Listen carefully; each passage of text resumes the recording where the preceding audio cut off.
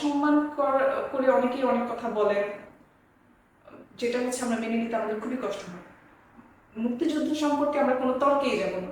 বাংলাদেশের মুক্তিযুদ্ধ এমন একটা জায়গা, আমাদের এটা এটা আমাদের জাতির আম, মানে এটা আমাদের জাতিসত্তার সাথে এমনভাবে জড়িত।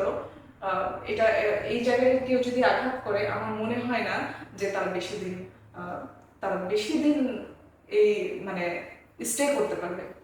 এটার সাথে কোনো কোশ্চেন আসে না। না, অবশ্যই আমিও আপনার সাথে একমত, একই বাক্যে বলতে চাই।